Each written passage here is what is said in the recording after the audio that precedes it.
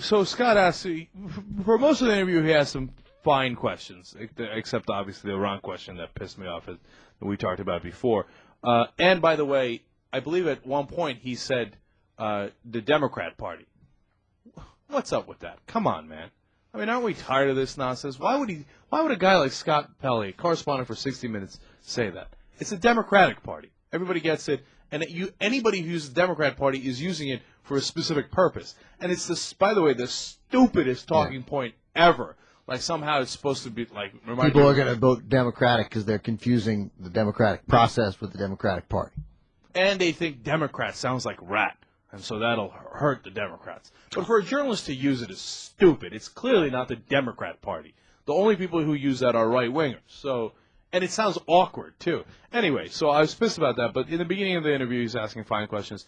He asked him here, how do you keep in touch with average Americans? I love that. Let's call them just real quick, the repo party. The repo party? Yeah, they're like the Republicans. They're going to take your car. Oh, I got you. All right. Here's Bush on how he keeps in touch with average Americans. You mentioned the bubble. Every president is inside this bubble. Yeah. And it makes me wonder how you stay in touch with the average guy.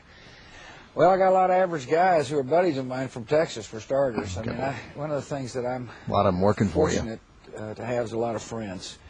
And we entertain a lot, not like you would think. I mean, we have people come up from Texas and say, you know, we want to go to the White House to see our buddies. And I get a lot of feedback from them. It's not hard to know what the country's thinking. It's not hard to understand anxiety during times of war or concern when people are losing their jobs. But it's something the president has to work on. You got to make sure you don't get tone deaf that you can't hear some voices. Jesus, what a ridiculous man! My oil buddies, they come up from Texas and they tell me how things are.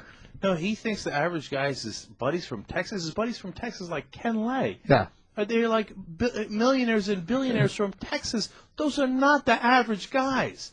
And you know who had average buddies? Roger Clinton. Bill Clinton could be like, I get Roger's friends to come over. Those are average guys. Jesus Christ. And he says, oh, but I know where the country's heading. Yeah, the country hates you. That's where it's heading. Young Turks.